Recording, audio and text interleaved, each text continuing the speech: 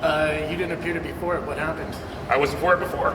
I think that on big projects like this, it's really incumbent on us to build something really good, something that makes the community better.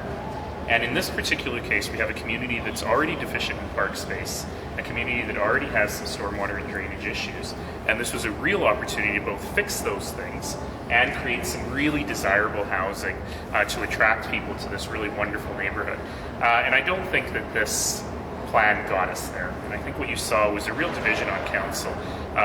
And what's interesting is I think a majority of council members from listening to the debate actually thought this was a bad plan. The question was, what was the best way to fix it? And I think you had a few members saying it's a bad plan, but we can fix it through an area redevelopment plan process if we pass this today, where others said we should let this fail today and fix it that way, and I side with the latter group. Which process is easier? They're both awful, but in this case, my challenge is that by giving the land use, you've effectively removed any incentive for the landowner to come to a new planning process. I'm not sure why they would want to go through all this again, given that they have their land use.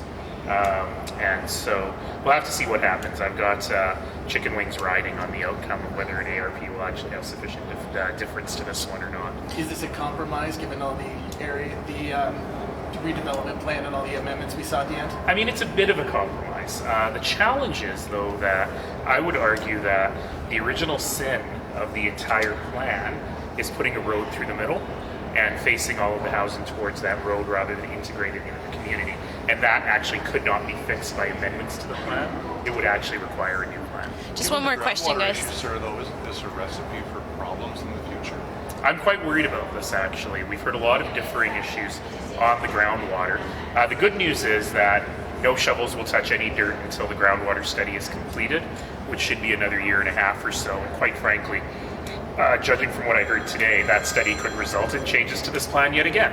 Whose responsibility would the fix or any improvements that are necessary be? Would that fall to the developer? Does the city work with it? Or? It depends on what the study finds. If they're regional stormwater solutions, then that would be the city's requirement. If they are problems that are being exacerbated by the development, that would likely be the developer's responsibility. Thank you, guys. Thank you.